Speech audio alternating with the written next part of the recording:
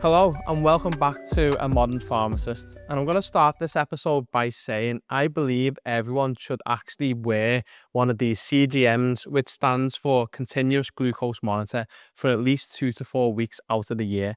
And this applies if you're diabetic and even if you're not diabetic, because looking into your glucose and metabolic health is something that I'm passionate about.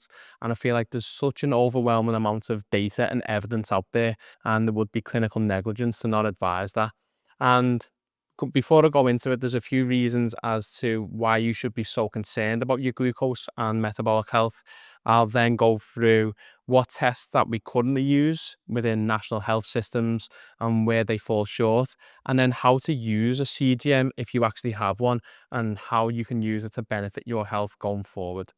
So let's get into it. So if you have an average blood glucose, and throughout this podcast, blood glucose is the same term as blood sugar. It's the amount of sugar that's within your blood that when we measure it can then give us a lot of different insights into your health. So if you've got a high average blood glucose, it then could lead to higher insulin levels. It can also increase all-cause mortality, which means death by any cause. And it also has a high increase in cardiovascular death, meaning death due to anything to do with cardiovascular disease. And this does apply whether you are diabetic or not. And that brings me on to the diagnostic terms that we usually use, and just reframe it in a different way, because a lot of people just believe, and this is probably with a lot of things in medicine, that you are either one thing or you're not, and they don't really treat it as a continuum. So when it comes to diabetes, we usually diagnose it using a HbA1c, which by now you know is the average blood sugar over 3 months.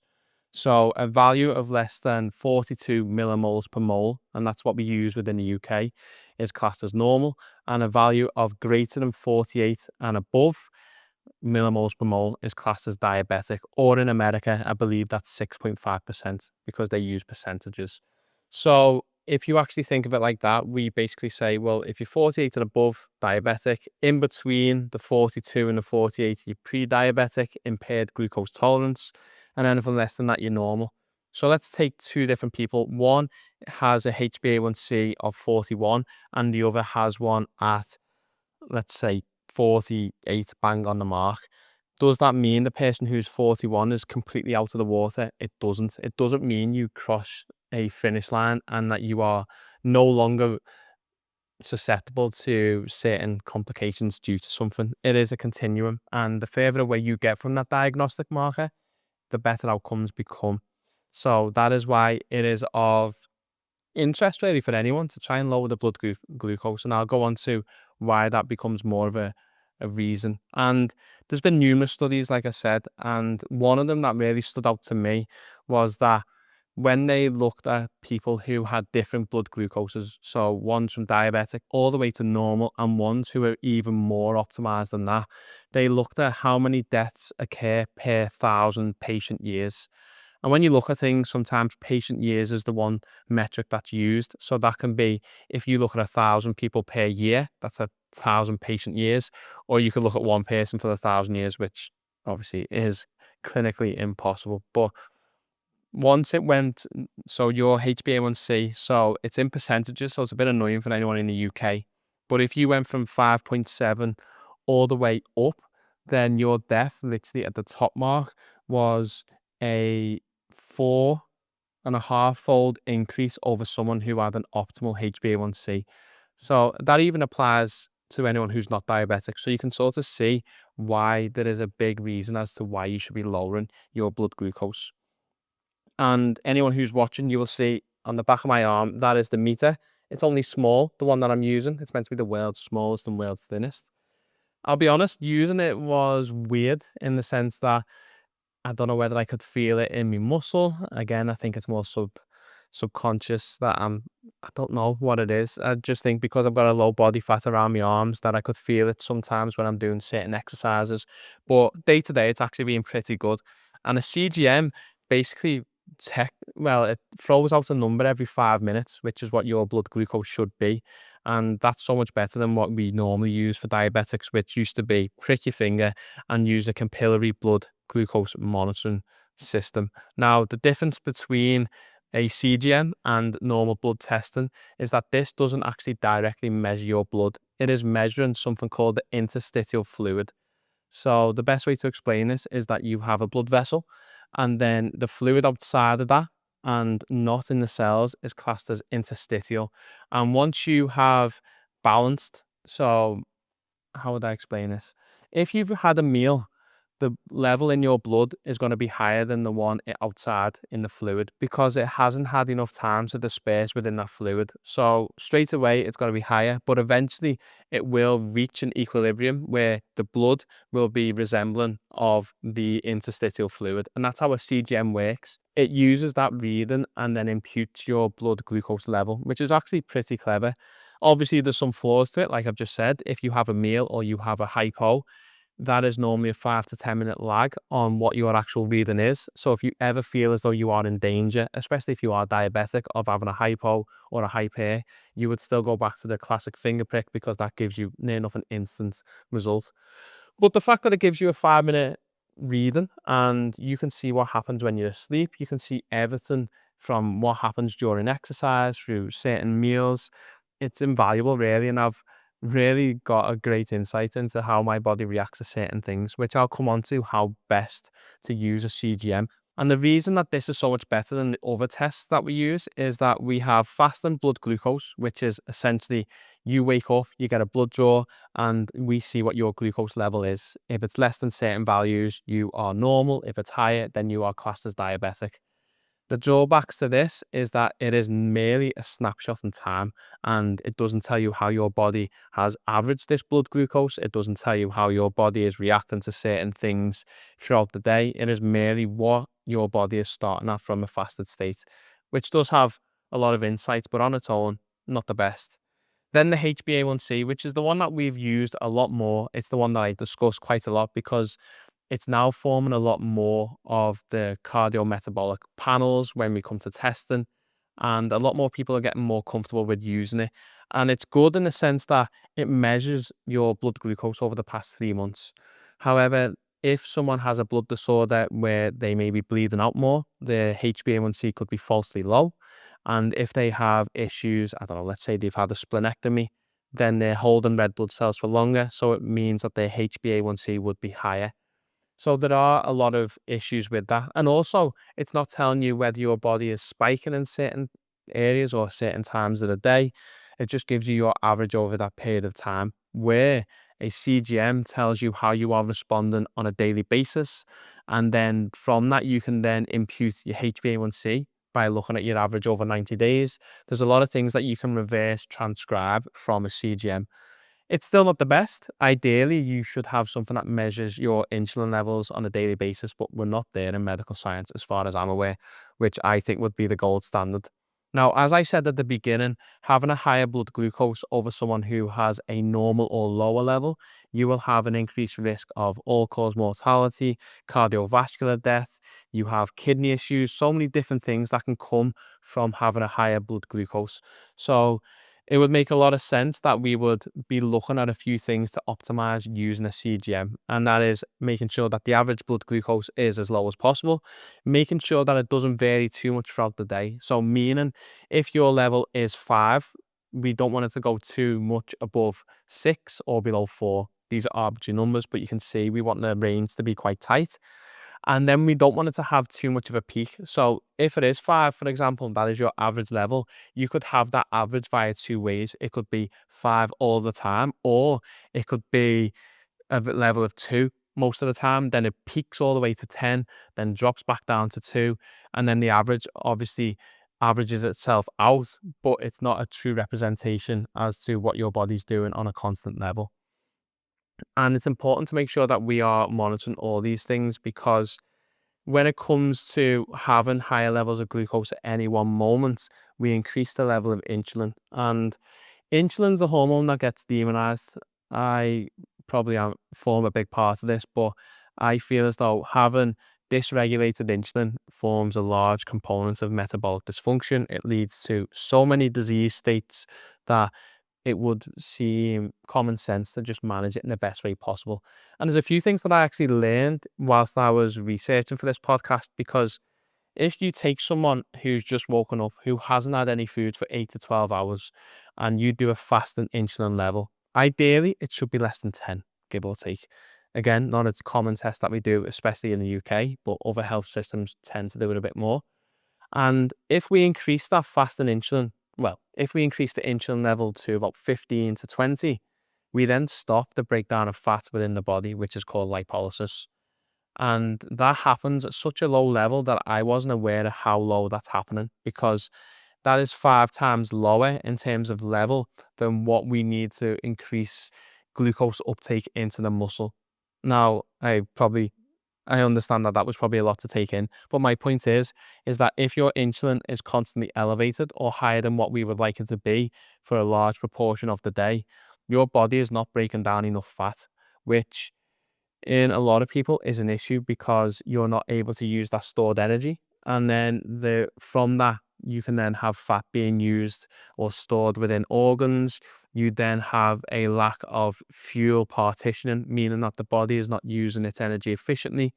And then because of that, you will then get higher levels of insulin secreted, which then can lead to type 2 diabetes and all the lovely fun and games that happen with type 2 diabetes. I'm not going to beat around the bush. Type 2 diabetes and diabetes in general is probably one of the worst conditions on the planet. But because so many people have it, we just sort of normalize the fact that, oh, it can't be that bad because a lot of people have it and we treat it. And we are good at treating it in terms of masking it, but we don't really get to the root cause, which is insulin resistance. But that's to say that we don't want to keep having spikes of glucose, because by proxy, you will be increasing the amount of insulin at the same time, which we need to maintain at a lower level and make sure that the body is always reactive to the effects of insulin. We don't want it to ever become resistant.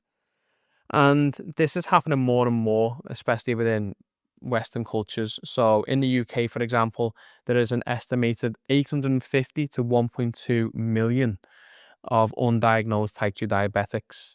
Currently, 4.4 million people in the UK have diabetes, and apparently 13.6 million are in the pre-diabetic or high risk category. So you can see how dysregulated people's metabolic function are or is. And this, I've obviously discussed why it's beneficial to keep your blood sugar down. And without going too much into the mechanics, because I'll be honest, when we went through pharmacy school, and I'm sure that when you go through medical school, it's the same thing. You learn the basics in terms of diabetes. You want to lower your blood sugar because high blood sugar can lead to kidney problems, eye disorders, it can lead to strokes, so many different disorders. And the way to do that is via using certain medications such as metformin, sulfonylureas, insulins, gliflozins, all these things. But we never understand fully the true mechanism as to how someone becomes type 2 diabetic.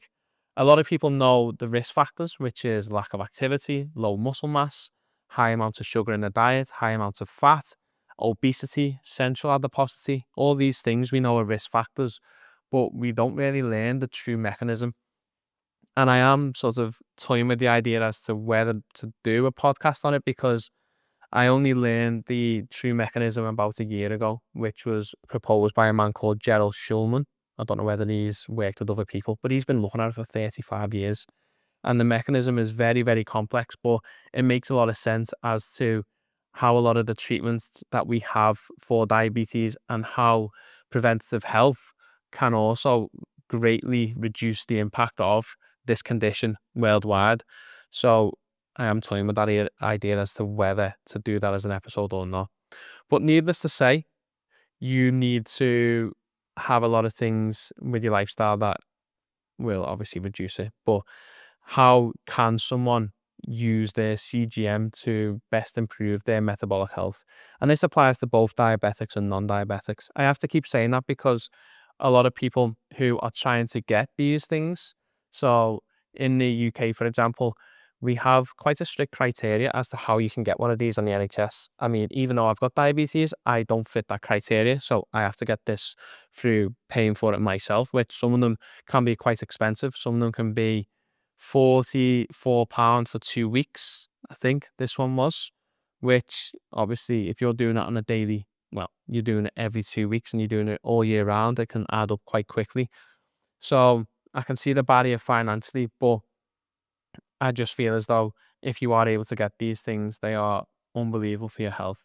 And what I've found, and I'm going to speak from experience, is that over the past week or so since I've been using this type of monitor, is that certain foods that I thought were pretty healthy, and I think it's probably good to state what I normally would have on a daily basis, is that my breakfast when I wake up, well, not when I wake up, I have a couple of coffees, oat milk lattes because of a dairy intolerance.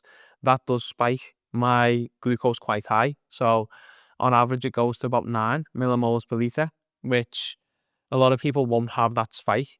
And it's because my diabetes is a bit funny. But I noticed that when I went for a walk with my coffee on a weekend for my morning coffee, that my level didn't spike that high. And I think it went to about 7.5. So straight away, that is something that I could implement in my lifestyle, that it stops me having too high of a peak. And that's merely by exercising during that coffee, just a simple walk. And it makes sense because the body uses glucose at that same time. The muscles are able to use it without the need for insulin. Again, an even better benefit. But my usual breakfast at about 11 a.m. is sourdough. It's a few eggs. It's got like fermented foods, so kimchi or sauerkraut, depending on what's in, cavallonero, spinach. I'm trying to think. Hummus is the spread. So it's pretty healthy, but I swapped that one for an olive bread ciabatta instead of the sourdough, and it spiked an extra millimole per litre in the morning, which again, that is an insight for me to say maybe not have ciabatta or these refined carbohydrates as much. And I would think that olive ciabatta as a whole food as well, because it's not got all the other ingredients in, would be a healthy alternative. But for me, it's not working, whereas other people that might be okay. And that's what I've found continually throughout this whole journey. So that's how you would best use it, is do what I've done or I have done for the first week, which is eat as though you would normally. Same meal times, same meals, just do everything as you would, but you can log it on the app. There's usually an app that comes with these CGMs, and you can say, okay, well, 2 hours after that meal, it went to this level and then went back down to here. After this certain ingredients that I added in, it was doing these things. So then you can change that into the next week. And that's why I feel it would be so beneficial for people to use it for at least 2 weeks a year, because you can set your baseline and then try and adapt a few things that are going to improve your health going forward. One thing that I have noticed, which there's, well, it was always, there's no surprise to it, to be honest, is that every time I exercise, my levels drop to the lowest that they will ever be. So my levels will drop pre-exercise from, let's say, 8 millimoles per litre, and they'll go down into the low fours, which is nearly half of my blood glucose for the time I am doing that exercise. There are certain types of activity that improve it, and when I'm doing a leg workout, that is more efficient for using the blood sugar. However, when I was doing the HIIT class, it did temporarily spike it because there was an increased stress on the body, which again, the body compensates by releasing more glucose. So by using it as well, it gives me that motivation that, oh, actually, I should be doing a bit more exercise than what I'm already doing, or targeting legs 3 times a week now, which is something that I'm going to start doing and seeing how that improves my metabolic health. And that is how I think everyone should use it. Obviously, diabetics will use it for treatments. They will use it to see whether they've overshot on insulin or whether certain things are causing hypoglycemia. That's how they would use it. But for an average Joe who is not diabetic, that is the best way to use a CGM. And that is something I mean, a good proposal would be that anyone who joins a GP surgery, or anyone who, let's say, reaches the age of 18, would be given a CGM once a year for 2 weeks by the GP. And that is literally them logging all their things. And you could just gain so much insight. So high insulin levels normally come before type 2 diabetes on average by 10 to 15 years. So if you're noticing all these glucose spikes, again, it's not perfect, but you can then impute from that that your insulin levels are going higher than what they should be during these times. So you could then dial back on certain things and then never run the risk of having type 2 diabetes, which I keep saying is a really horrendous disease because of all the complications that come from having a high average blood sugar. But the issue is like I spoke in a couple of podcasts ago, is that this idea that because it's not really studied in certain patient groups and they can't put a numerical figure to it, that even though common sense, in my opinion here, prevails and we should be doing it, it will never come, probably in my lifetime, to fruition because there's always a cost attached to it. And how can we prove that doing a CGM, which is going to cost £44 for 2 weeks for every patient, is going to offset all these costs? I think it's a no-brainer, but these are the things that you will come up against. The more I think about modern medicine and how the health systems are set up, I just find it highly illogical how these things aren't put into practice. And when you look at the things that are done and what is required to make certain payments and guidelines, just don't seem half as beneficial for patient health, but also the National Health Service's budget at the same time. I just really can't get my head around the whole idea of it. This episode was pretty short and sweet. The take home points from it is that you should be trying to have your blood glucose level as low as possible. You should be trying to have it in as tight a range as possible, and you shouldn't be having too high of a spike. If you can take that away and you can measure that and action your things in your life, such as diet and certain exercise. Sleep. I haven't even touched upon sleep and stress. When you are sleeping, which I have measured for myself as well, there was a couple of nights where I only got 6.5 hours sleep, and there was a couple of nights where I got 8 hours sleep. On the nights where I had 8 hours sleep, my response to food and exercise the next day was completely different to what it was by just having 1.5 hours less. And these are the things that when you are doing consultations, people might not see the instant benefit from them, but there is clear data, and I've seen it for myself. I've seen it with other patients. And just by doing these little steps, just offsets a lot of health complications in the future. And as a bit of a side note, so obviously in the UK, the Prime Minister has changed. So he's obviously from the north. Whether he has different values to what's come before, I don't know. My only fear with the UK Prime Minister at the moment is that because he is, I actually don't really know too much about politics in terms of who's who. I think he is the Metro Mayor for Manchester. I think that's his title. He's something to do with Manchester politics anyway. But because he's heavily based in the north, the working class and all these perceptions have completely shifted in UK culture, for example. I know this is a bit off topic, but it will come back to something in a minute. And my argument is that the working class now of the modern era is no longer the working class. The working class now is merely, can I sit my backside and claim as many benefits as possible? That is what the working class is. So anyone who deviates outside of that, you are classed as stuck up and completely different. Whereas if you look probably 40, 50 years ago, the working class was the people who actually went out and grafted every day, but sadly their jobs just weren't paying enough.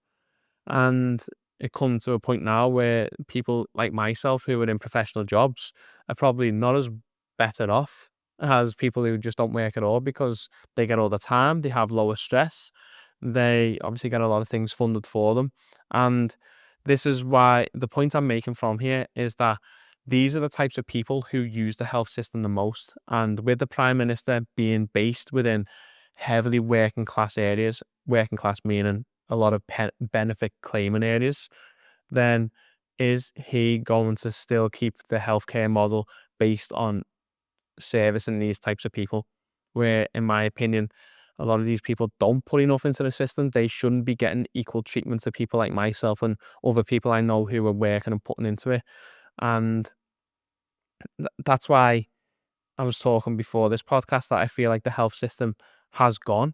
It's something that we can see going into the distance. We can't stop it. It's already gone. It's just a case of when does it go out of sight, and then we all become conscious to the fact that it is now private and we are not in the same path as what we once were when it was first inducted back in the 40s, which is a sad thing, but I think like it's the only way that it's gonna go, to be honest. And is that a bad thing? I don't know. I honestly do not have a clue with that. I feel like I have gone completely off topic from CGM.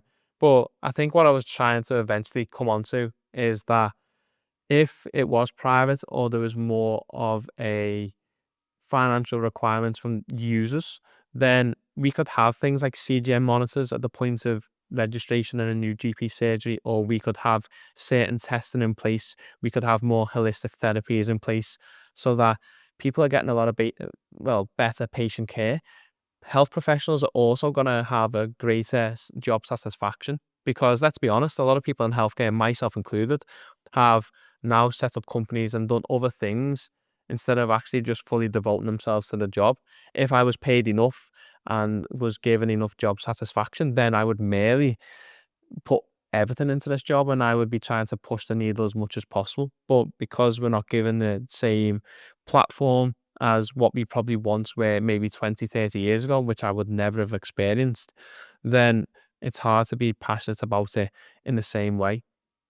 And that's why I've shifted to preventative health, because I feel as though, am I ahead of the curve when I speak to people my age? Maybe. And maybe I always say the same thing in 5 to 10 years' time, when people who are in their 30s now come back and think, "Do you know what, I had a really good chance to do something there. And it was a simple little change in my diet. It was a simple way of managing my stress. And now I'm on a full-blown cocktail of medication, which was highly preventable and you could foresee it." Anyway, that was all CGM. If you do have the ability to get one financially, I would greatly advise you to do so, because I have had so much insight into my health, and I feel like a lot more people would get greater benefit because I have a decent idea of what I do with regards to blood testing anyway. So someone who's never had that and never had the amount of rigorous testing that a diabetic patient has, like myself back in the past, then you don't really know what's optimal for you. And that is the biggest thing in health, is that we obviously blanket treat a lot of patients by looking at what happens in a general population. However, you have your own DNA, you have your own individual characteristics where something for you may not be optimal, and that is a big important factor within your health. I'm going to end it here. So if you've got this far, thanks for watching and listening. As always, it was for informational purposes only. It does not constitute medical advice. And as I always say, if you want to go and see a health professional, by all means do so. If you're going after the CGM monitor, probably don't waste your time, because they're going to say the exact same thing and that it's not funded. So you will have to go and buy it online. So if you can obviously message me. I'll tell you where I got this one from, because it seems to be working fine for me. And I will see you in the next episode. Thanks for listening.